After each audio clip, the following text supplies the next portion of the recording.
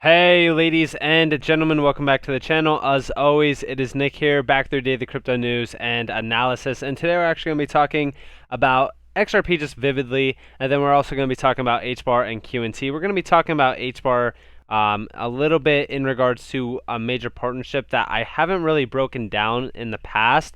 But I do also want to talk to you guys a little bit about XRP in comparison with QNT, or I should say in partnership with QNT, as well as XDC a little bit. So overall, let's just jump into it. Let's first off talk about what's happening on the macro basis throughout the market. We actually just seen Bitcoin creep over 61K again. This is actually fairly good to see. We had a little bit of a nice pullback, nothing too exciting. Overall, I'm going to be watching tomorrow closely for some volatile price action, or today I should say, since it is technically Sunday. So I'm watching today closely as it is the weekly candle close. Most altcoins aren't really doing too much moves right now throughout the market, even XRP and also even QNT, right? QNT was up about 7.38%. It is sitting at about $313. Fairly cool to see. Nothing too exciting there, though. I'm waiting for some major price validation of up about roughly $350 plus. So overall, not too exciting there. Just kind of just chilling on the price action right now until we do see that nice validation move. Now, before we fully jump into this video, I just want to let you guys know, if you guys do want my exit strategies, all that kind of stuff, you guys can get that on my website, NCashOfficial.com. But with that being said, we are going to jump in to, first off, this price chart here. Now, listen. You guys know I love cup and handle formations. We already know that the altcoin market cap is in a massive cup and handle right now, and that is fairly good to see. It is very bullish. We actually see here, hi there, up the coffee cups. Let me give you guys an update on a daily chart for XRP. This area is narrowing down each day, which will create a price move expected on or before November 8th and the December 13th time period. Resistance $1.28, support $1.01. Targets 181, 266, 739, and $20.55. Enjoy your Sunday. Now, I just want to quickly address this chart and actually break it down for anybody who is actually wondering what is going on here. Well, first off, we are closing the gap on this massive, consolidation that we've been doing for a fairly long time. We do have a nice cup and handle. This is like the cup. Here's the handle. Usually these are fairly bullish in crypto. Now we obviously have to break out of the $1.80 point and actually head higher. I think that these price targets are fairly reasonable. I think that the $10 to $15 range is fairly the nice topping point for XRP in my opinion. Now we could see $15 to $25. I've always said that. Now we just need Bitcoin to kind of do a parabolic rise or a blow off top, if you will. We don't know how high Bitcoin is actually going to go. I know a lot of people are kind of speculating off of fib tracements to about $200,000 plus. I just don't know if we get there overall, considering the fact that a lot of people think that this year is different. There's institutional buyers. I don't think that that is the case. In fact, I think it's a lot different than that. Don't get me wrong. I think institutions are moving in, like Grayscale and so, but I just don't think it is as strong as people actually think it is. Now, overall, I do confirm with this TA. I think it's fairly strong. So definitely fairly good to see, and I think that the price appreciation on XRP is going to be significant. Now, I do want to talk to you guys a little bit about this partnership going back to January 11th, 2021. Now, this is a partnership with Hedera Hashgraph with Hyland. Now, this was to present blockchain proof of concept for records verification to Texas Secretary of State. Now, if we really kind of break this down, the proof of concept focuses on issuing electronic apostles or e-apostles. An apostle is a way of authenticating public documents that is recognized internationally. This process was codified in 1961 by the Hague Conference on Private international law in an agreement known as the Apostle Convention. 118 countries are signatories to the convention, meaning they recognize apostles issued by other signatory governments as legally valid documents. In the United States, apostles are typically issued by secretaries of state. Now, this is fairly interesting to see. Now, I know that this isn't something incredible. In fact, I don't think that this is actually incredible at all. It's nothing too crazy. Of course, we do see here, she said a blockchain can be utilized as a digital notary, which is pretty cool to see. I think that that's great. And I also think that that is fairly big on the wider aspect. I'm talking about this partnership. Now, you might be wondering, well, if you don't think that this partnership is that big, what's the big deal behind it? It's not so much the partnership that's not big. It's just that this use case isn't that crazy to me.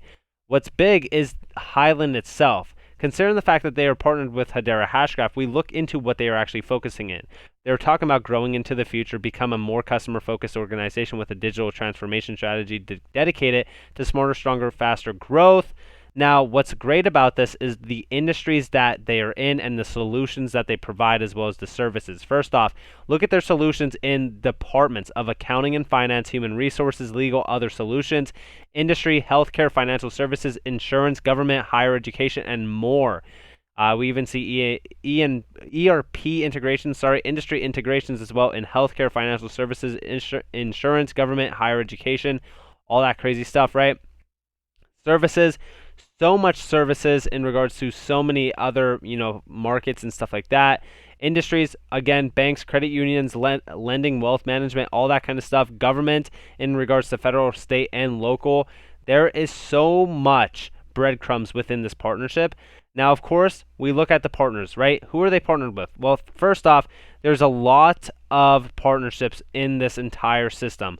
You could actually look into some of these. If you click these, you could actually see a lot of their partnerships throughout this process. First off, this is just strengthen client relationships through OnBase by Hyland sales and delivery partners, ERP vendors as well. Now, they are mentioning Oracle here, which we already know that Oracle is also leading all the way back to QNT. But there's also a lot of other partners, right? If we click up here to integration partners, we could actually see those named partners. We actually see DocuSign, which I've actually used DocuSign before. There's also, again, Oracle is right here. So a lot of these partnerships are bleeding into other ones. For an example, there's even more partnerships within this ecosystem. Amazon Web Services, Duck Creek Technologies, Guidewire, Microsoft. As we do know, Microsoft has been working with Hedera Hashgraph as well in regards to MTech. But we do see a Microsoft certified partner for nearly 20 years. That's fairly interesting. We do see Workday, Infor, and other partners as well. So I think that is fairly interesting to see. Now, of course, we do see, if you wanted to partner, here's the breakdown of what could be the benefits. This is actually a fairly nice little breadcrumb situation where we see a lot of partnerships within this entire system, and they are partnering with Hedera Hashgraph for something like this. I think that this is interesting to say the least, considering the fact that we do know that Hedera Hashgraph has so many more, utility-based use cases behind it that this company could actually benefit from utilizing. And I would not be surprised if that was in, this deal or, in the talks during the time of this, partnership. So I'm interested to see what could actually unfold from this partnership.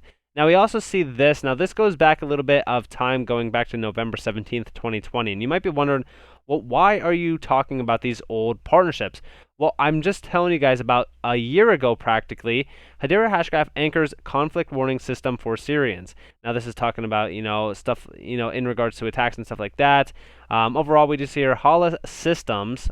They are partnering with Hedera Hashgraph, a secure alternative to blockchain technology, to anchor a system that warns Syrians of impending conflict or natural disasters.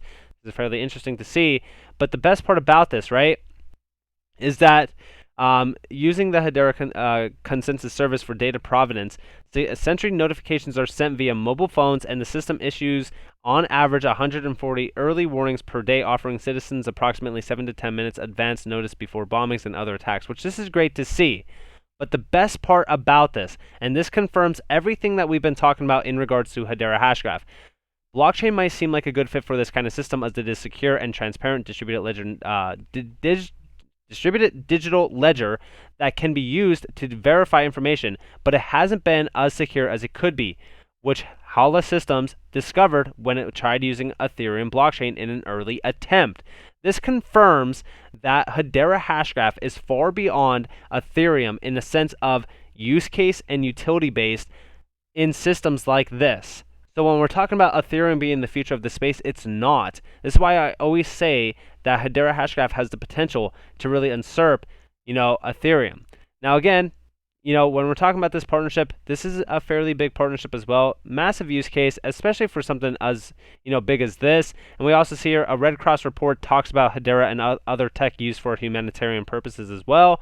Again, Hedera Hashgraph is far beyond what a lot of people actually think it is. There's so many use cases behind it. Now, I do want to talk to you guys a little bit about QNT as well, or Quant Networks, as you guys already know. Quant Networks Overledger set to harness blockchain technology to power the next industrial revolution. Overledger is a game-changing blockchain operating system that connects existing networks to blockchain and facilitates multi-chain app development. Quant's pre-sale of 15 million tokens sold out, valued at the USD of $15 million as it enters public sale. Now, I just want to say, this goes back to 2018 of April. This is such an old article because it is over 2 years old now, almost, right? Or I should say, not almost, it's already over 2 years old. Now, the best part about this is that they are talking about, how Overledger is essentially going to steal the show. We actually see here Overledger ensures that companies and developers aren't restricted to or dependent on a single technology, of course, because it's plug and play. We actually see here instead, they have the flexibility to easily migrate to another technology when required, as well as boosting their resilience by limiting their risk and exposure. This also allows them to unlock cost savings by better managing consensus fees, which are set with no option to remediate. Now, this is great, but overall, I want to talk to you guys about how big Overledger actually is, because during this time, it wasn't as big as it is now. In fact, it's gotten much bigger. First off, let's talk about Overledger, an enterprise operating system that interconnects blockchains, enterprise platforms, and networks. Interoperable, which means you can connect any network to any network without overhead or limits, and so much bigger than networks, by the way. But we see here hyper-decentralized applications that run and store data on multiple blockchains. Here are all of the connections, right? We see Hyperledger, Corda, JPM Quorum, Ethereum, Ripple, Bitcoin, Stellar, Ethereum, IOTA, EOS, Binance Chain, Neo, Cosmos, Polkadot, Ion, right? There's so many connections throughout this entire thing. We're talking about XLM here. We're talking about EOS. We're talking about Ripple, Corda, Hyperledger. Hyperledger Fabric is utilized by Ethereum or by Hbar as well, if you guys haven't known. So this is massive in regards to major connections throughout this entire scene with all of these DLT technologies, right? And they're even saying here how the Overledger network community treasury powers the network of networks. It's connecting all of these DLTs into one DLN or distributed ledger network, right? This is absolutely massive. Now, the best part about this, right? First off, a lot of people think that just because it's an ERC20 token means that it's, whatever, it doesn't matter, but it actually is a lot bigger than that. In fact, we actually see here, it doesn't matter about Ethereum's low transactions per second or high Ethereum fees, because QNT is much bigger than this in a sense of, first off, we see here, Community Treasury is a multi-chain application operating in a trustless manner with the use of layer 2 unidirectional payment channels. This enables the scalability of payments for transaction fees in QNT, with the vast majority of transactions being performed off-chain instantly, with only minimal transactions being done on-chain as the opening and closing of channels and random reconsolidations, right?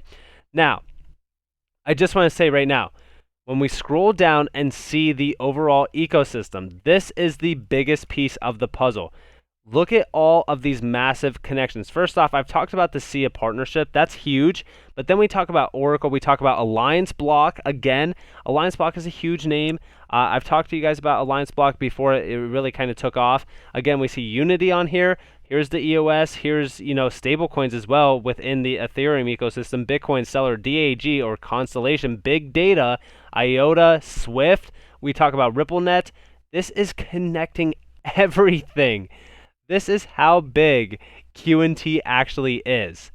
I don't think people realize just how massive of a gateway Overledger is for all financial markets and payments around the world.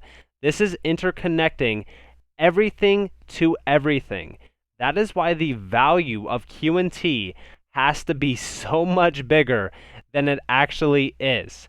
We are so early in this stage of QNT and what Quant is actually doing, and I don't think people realize the bigger picture of what QNT actually is. So overall, I also want to sum this up just by talking to you guys a little bit about this. TradeTech teams up with Singapore's exchange Infinite or Zinfin to provide tokenized trade finance. Now, I just want to say how big this is because this is actually pretty huge. It says to transform trade finance assets which are repackaged and distributed by trade tech into non-fungible tokens. I see tokenization really taking a hold of a lot of these markets. And I think that Zenfin or XDC is extremely undervalued for what they are actually doing within this space as well. I think that this is great to see, and I think a lot of people need to do a lot more research on XDC for what it is worth, because this is actually a massive use case.